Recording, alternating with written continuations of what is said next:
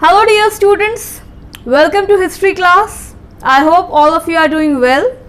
So students, in this video, I shall be continuing with the exercises of chapter 3, that is the first farmers and herders.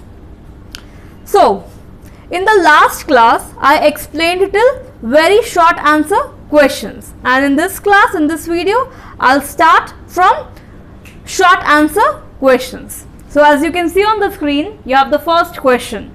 So the first question is, what led to the cultivation of plants? List the major crops grown at that time. So this question has two parts. So we will be answering both the parts separately. So first let me deal with the first part, that is what led to the cultivation of plants. So students, the early men, they noticed discarded seeds growing into plants. Discarded seeds means the seeds were simply thrown away, the waste seeds, the seeds that were thrown away. So they noticed that from those discarded seeds, plants were growing, and which gave them idea about the cultivation of plants. So this led to the cultivation of plants. So with this, when they observed this, when they saw this, then they thought that they can also, or they could also cultivate plants. So this way cultivation of plants took place. Now let's come to the second part, that is list the major crops grown at that time. So wheat, rice, barley were the major crops grown at that time. So I hope that question number first is clear to everybody. Now students, we will be moving to question number 2. So question number 2 is, how was man's life a slow and gradual process? So students, let me tell you, as you already know that there are 3 ages or 3 periods in the Stone Age. The first one is the Paleolithic period, the second one is the Mesolithic, and the third one is Neolithic, which we are studying in this chapter. So this period, how it changed? Did the period change drastically overnight? No, it was not a drastic change, it was not a sudden change. It was a very slow and steady process, slow, steady and a gradual process. Very slowly their life changed, very slowly their life developed. See, in many areas, men and women, they were still hunters and food gatherers, means they were nomads. They wandered from one place to another in search of food and water. And in the other place, if I talk about the other place, then they gradually took agriculture and started domestication of animals. So we see that on one side, some of the people, they were still nomads, they were still hunters and food gatherers, while at some places or in some places the people were food producers, they changed into food producers. So this was a very slow and gradual process. So I hope that question number 2 is clear to everybody. Now students, let's move to question number 3. As you can see the question on the screen. Describe the religious beliefs of the people of Neolithic age.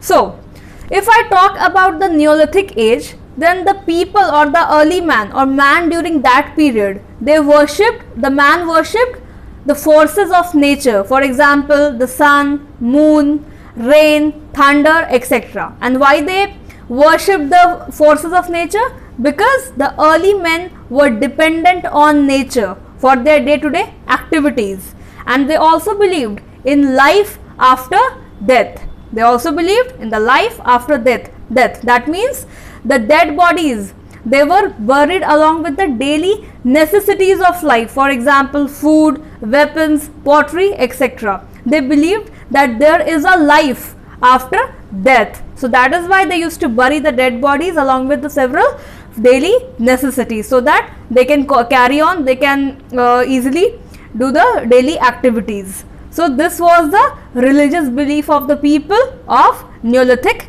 age. So I hope that question number 3 is clear to everybody. Now let's move to the last question of short answer questions, that is question number 4. Describe briefly the tools, please cut that part. Now let's move to the last question, that is question number 4. briefly describe the Neolithic tools. So the last question.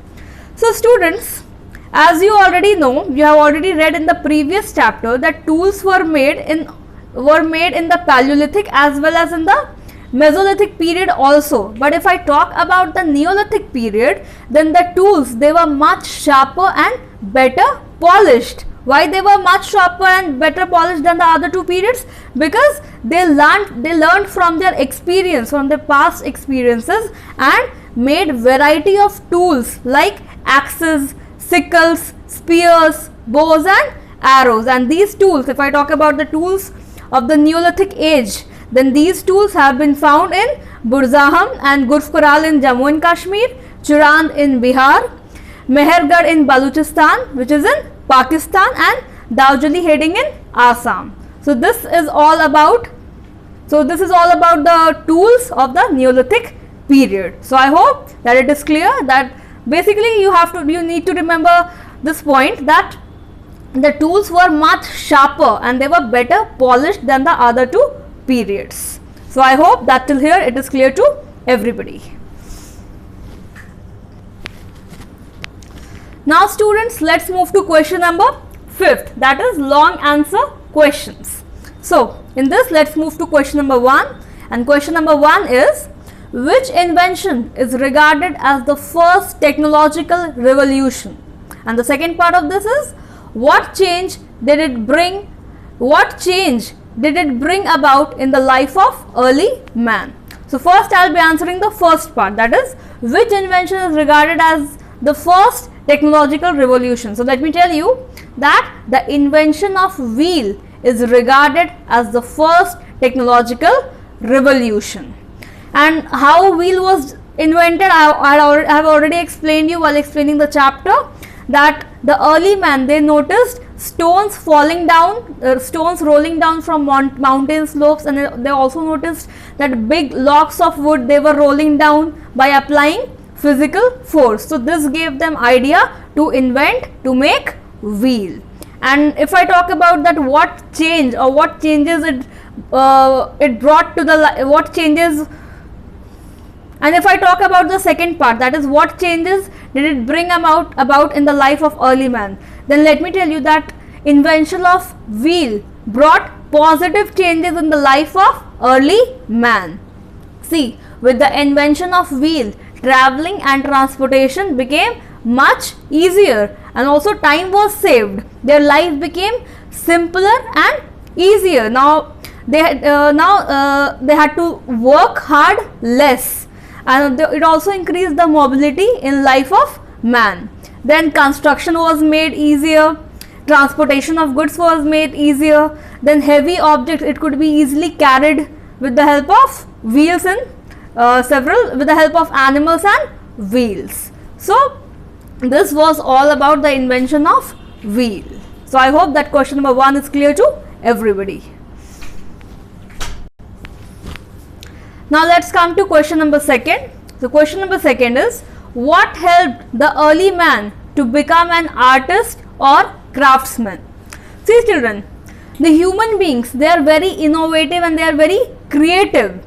See, as earlier man was food gatherer, but in the Neolithic age, man changed himself, it converted into food producer. So when man became food producer, the need to store food was the first thing, means where to store the grains, where to store the crops. So he needed something in order to store those crops or food. So in order to store food, he made solid and strong clay pottery by baking them on fire. So pottery was made in order to keep the food, and man also learned to use the potter's wheel and made different shapes and sizes of pots. So this way gradually he was becoming an artist or a craftsman. So I hope that this question is clear to everybody. So the discovery or making of pot or pottery helped man to become an artist or a craftsman. Now students, let's come to question number 3. So question number third is, how did domestication of animals prove, I am saying this question again. Now students, let's come to question number third. So question number third is, how did domestication of animals prove beneficial to the early man? So students, this domestication of animal, it was very beneficial to the early man in several ways. Like if I talk about goats, then goats gave him milk and meat. If I talk about cattle, then cattle helped in plowing their fields. Also if I talk about sheep and cattle, they both were kept for the skin, to obtain wool, for meat and for milk. Then if I talk about the large animals, then they could be used in the large animals, they could be used to do the physical work like carrying things or plowing fields. Then if I talk about dog, then dog gave them company and also helped them in hunting. So the early men, they tamed and trained animals for their personal use. So this way domestication of animals proved beneficial to the early man. The animals were very helpful for the early man.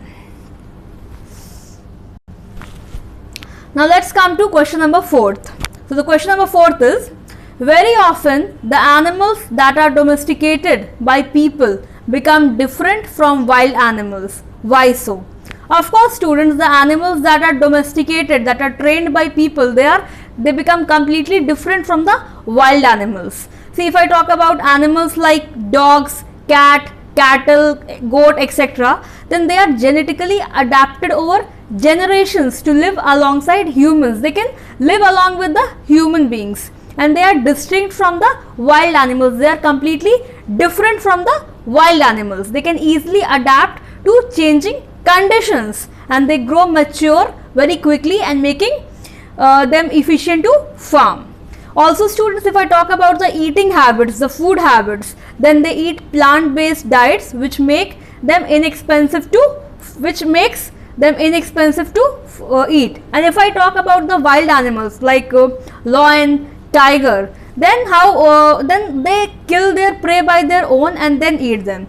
The wild animals, they cannot live in captivity, they cannot live in a cage. So that is why the animals that are domesticated, they are completely different than that of the wild animals. The wild animals, they cannot live with humans. It is not possible. It's next to impossible. But if I talk about the animals like dogs, cats, cattle, cow, they can easily live with human beings. So this is the difference between wild animals and the animals that are domesticated by people.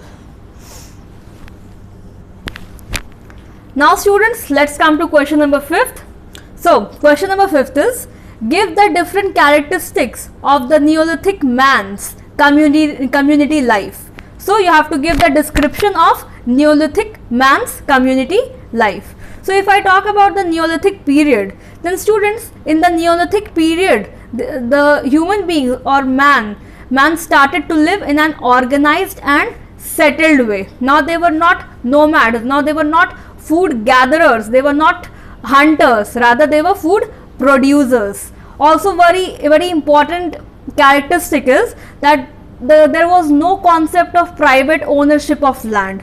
Means land was not there were no ownership of, private individuals were not the owners of land. They used to live together in groups, in communities, very peacefully, so they used to live in groups in harmony, and they practiced social equality.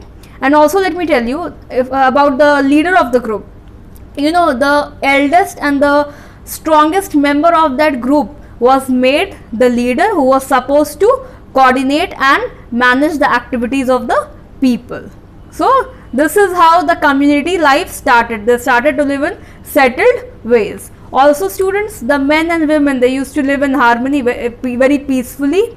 The men were basically responsible for the domestication of animal, and the females were responsible for the agriculture work, and they both used to participate in dancing, singing, decorating their houses. So everybody, that time they lived in communities, they lived in groups very peacefully and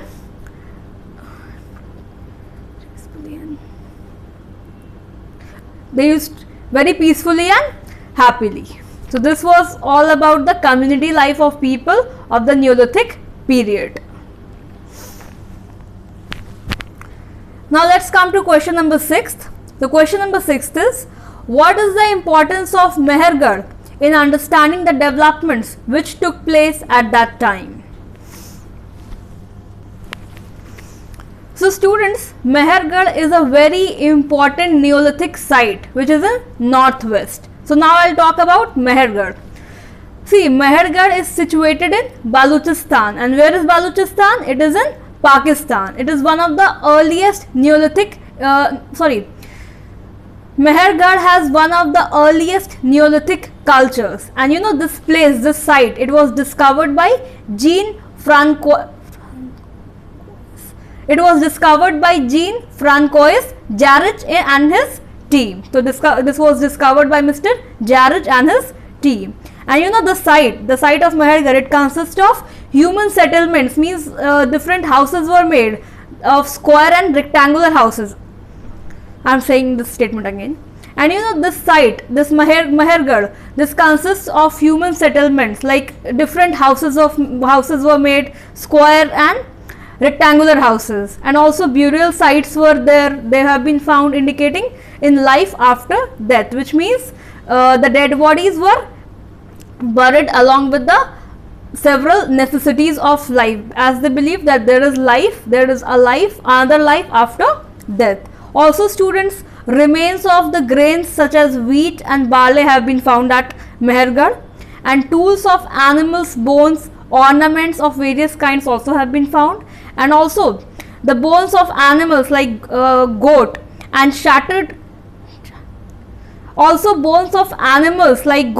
grains have been found, along with terracotta figures decorated with ornaments. Now what do you understand by terracotta? See, as you can see this picture, terracotta is a material, it is a fine clay that is used to make statues and vases. This is a material, with the help of this clay, this fine clay, different statues are made. So at Mehergarh, different statues have been found, different figures, different statues wearing different ornaments. These have been found in Mehergarh. So this is all about Mehergarh. I hope you understood about this. Now let's come to question number 7th. So question number 7th is, can the early man's knowledge of food production be called a Neolithic revolution? Give reason to justify your answer. Yes students, definitely the early man's knowledge of food production can be called a Neolithic revolution, or I would say that this was one of the greatest achievements of early men. You know, the early men, they observed some discarded seeds growing into plants, and from there they got the idea of production, there they got the idea of cultivation. And earlier they were food gatherers, they were nomads, and from that point they changed very gradually, very slowly, they changed into food producers, and with this they became farmers, and at the same time they began domestication of animals and became herders. So this is a very important revolution which is called as the Neolithic revolution. Now students, let's move to the last question of this exercise, that is question number 8th. So question number 8th is, when people began growing plants, they had to stay there for a long time. Why? Definitely, if they were farmers, means they were growing plants, that means they were farmers, so they had to stay there, so they had to stay at that place for a long time. Why?